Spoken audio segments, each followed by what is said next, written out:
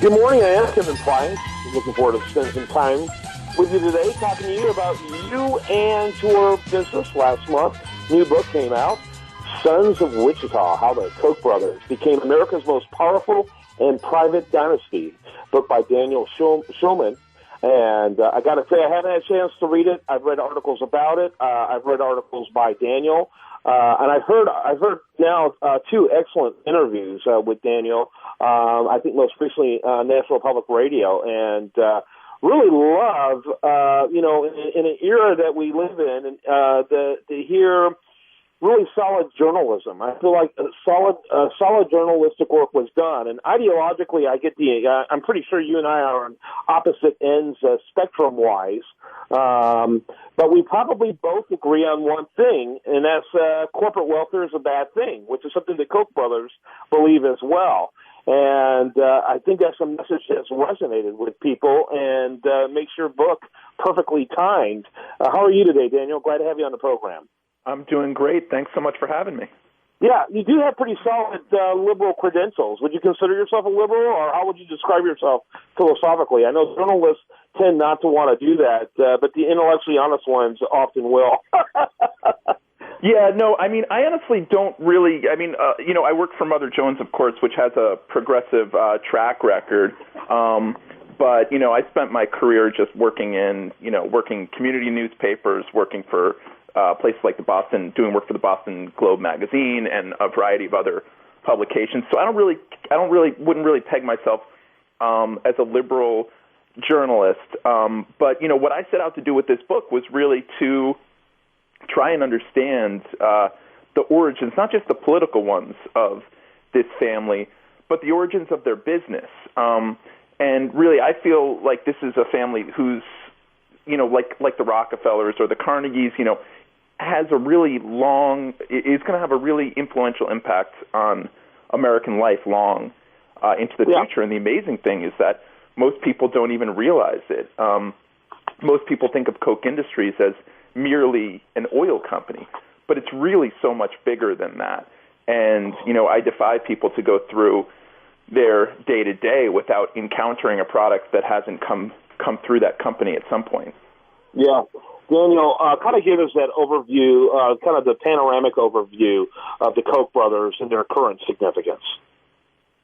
Well, on one level, just the business. Koch Industries is a company with a presence around the world in 60 countries, employs about 100,000 people. As I mentioned, this is it's involved in oil, petrochemicals, cattle ranching, owns Georgia Pacific, so all sorts of forest products, paper, building materials. Owns a company called they own a company called Invista, through which they produce Lycra and Stainmaster carpets. They own a number of consumer brands: Brawny paper towels, Quilted Northern toilet paper, Dixie cups. Things of that nature, things that are just so ubiquitous to, our modern life. And this is Charles and David Koch. Of course, there are four Koch brothers.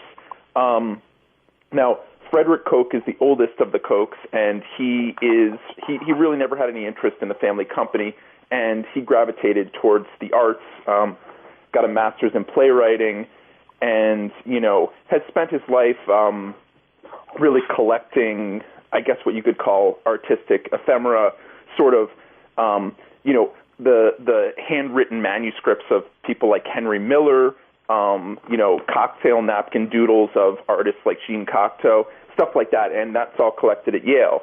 Now, Bill Koch, who is not involved with Koch Industries anymore either, has developed a successful energy company in his own right. And its main thrust is something called petroleum coke, which is basically a refining byproduct, which is a coal-like fuel source, and that's a multi-billion-dollar corporation. Now, to get back to Charles and David Koch, along with their business empire, these guys are also known for having built a bit of a political empire, and their philosophy is really a libertarian one. And they were pretty seminal to the founding of the modern libertarian movement. In fact, I think that we really wouldn't be talking about libertarianism as a popular ideology, if not for them, and especially Charles. But recently, Charles ran for VP, didn't he? Under the Libertarian Party ticket in 1980. David ran for vice president on the Libertarian Party ticket in 1980. And he funded that ticket. I mean, if it weren't for Koch, it would not have gotten that 1%, the first third party to get a 1%. Oh, absolutely not. And the whole idea of that campaign was really, I mean, they didn't have any illusions that they were going to win this election. The idea was they would get on the ticket in all 50 states and really introduce people to what libertarianism was. And that is what they ended up accomplishing. Of course, Charles and David Koch are much more associated with the Republican Party these days, and they've built what I would call a shadow party within the broader GOP. It's pretty amazing. They have a fundraising network that has the ability to raise as much as the Republican National Committee, and they have a variety of groups that target various demographics, including the Latino community. They've got a micro-targeting effort to kind of zero in on likely voters and things like that. So it's pretty sophisticated. Mm-hmm.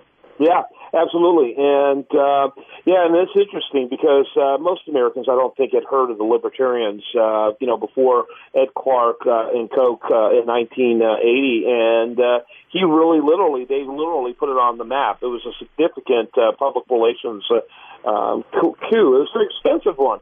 People would be in shock at how much money Koch personally spent. He probably was 90% plus of the entire Libertarian budget that year, but it was significant. And I wondered, it seems to me, Ronald Reagan used to say that the GOP is just a vehicle. Its philosophy is built by the people who drive it.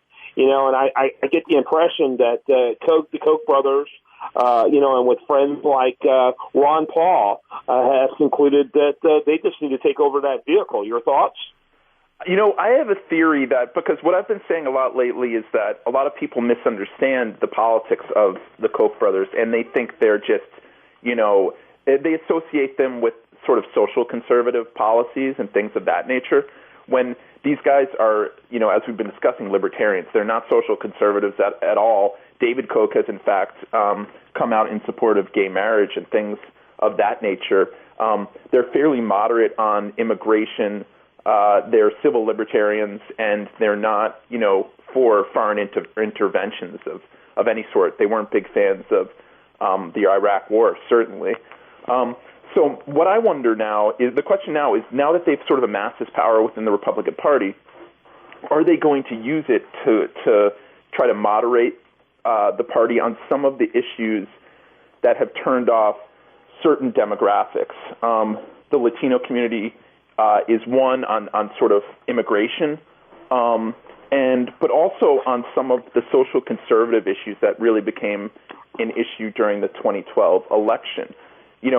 I think they're in a place right now where they've had an uneasy relationship with the Republican Party. They might not want to rock the boat so much, which is why you might not see them advocating too much on these issues. But you did see them sort of dip a toe in the immigration reform debate in 2012. They were very quickly attacked on the right for being sort of pro-amnesty. But I think you will and you can already start to see this in the more libertarian tenor of the GOP with candidates like Rand Paul on the rise. So I think you definitely will see them moving the party more in their direction. Yeah, obviously, if they try to move too quickly, they're going to have serious problems. And I'm not sure if moderation is the right term I would use to describe what they do, because there's for example, I think some of their positions on foreign policy are rather myopic and maybe 18th century.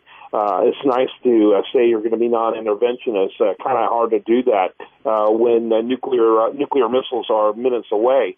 And so I would think, I consider Ron Paul's perspective of foreign policy, which I get the impression the Koch brothers, it resonates with them. I think that's a radical perspective.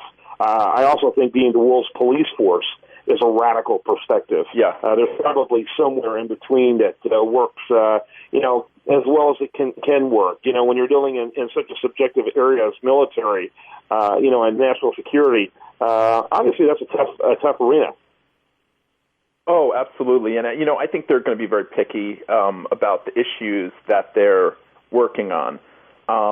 You know, really at this point you see them largely focused on economic issues, and that's the place where they're in the most agreement with the mainstream Republican Party.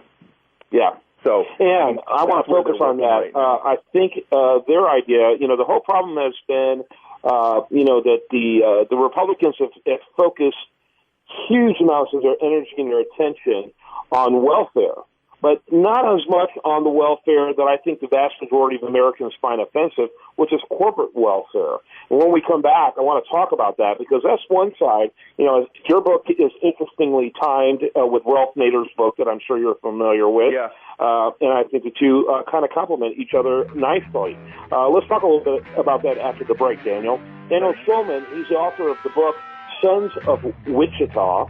You can learn more about Daniel, D-A-N-I-E-L, Schulman, S-C-H-U-L-M-A-N, at DanielSchulman.com. Daniel, look forward to chatting more with you right after the break. I'm Kevin Price. This is The Price of Business.